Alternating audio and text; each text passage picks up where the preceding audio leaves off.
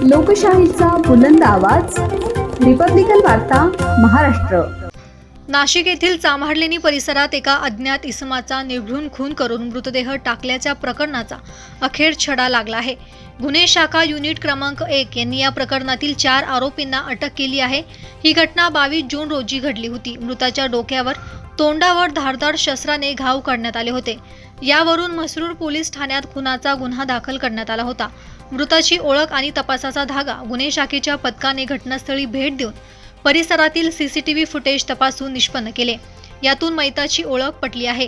कर्नाटक येथील रहिवासी उमेश नागप्पा अंबिगार वय 34 राहणार मरकुंडा जिल्हा बिंदर असे मैताचे नाव असून काही संशयित वाहने आणि व्यक्तीच्या हालचाली आढळून आल्यानंतर पथकाने मानवी कौशल्य आणि तांत्रिक विश्लेषणातून संशयिताचा माग काढत चौघांची नावे निष्पन्न केली। म्हसरूळ आणि बोरगड परिसरात शोध घेत 4 जुलै रोजी खालील आरोपींना अटक करण्यात आली। यामध्ये विजय मधुकर खराटे वय 20 वर्ष, संतोष सुरेश गुंबाडे वय 26 वर्ष, अविनाश नामनाय कापसे वय 20 वर्ष, रवी सोमनाथ शेवरे वय 28 वर्ष या चौघांनी मिळून ट्रक चालकाला लुटण्याचा कट रचला होता आणि यातूनच ही हत्या झाली आहे। याबाबत पोलिसांनी अधिक माहिती दिली आहे, पाहुयात। या तपासामध्ये आम्ही एकूण आता 4 आरोपी ताब्यात घेतलेले आहेत। हा जो खुनाचा प्रकार घडण्यात आलेला होता तो ट्रक ड्रायव्हर होता। त्याच्या जवळून पैसे लुटण्याच्या उद्देशाने हा खून करण्यात आलेला आहे।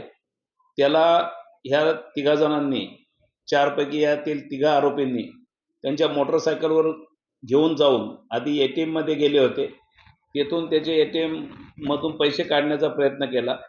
त्याने ATM ची पिन चुकीची सांगितली, याचा राग मनात आला आणि त्यावरून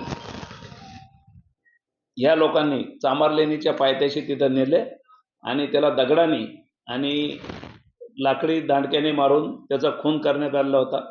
तेव्हापासून आरोपी फरार झाले होते। यामध्ये आम्ही एकूण 4 आरोपी ताब्यात घेतलेले आहेत।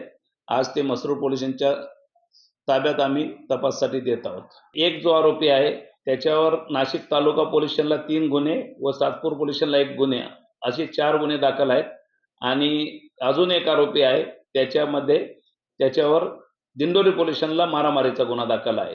इतर दोघांवर कोणतीही गुन्हेगारी पार्श्वभूमी नाही।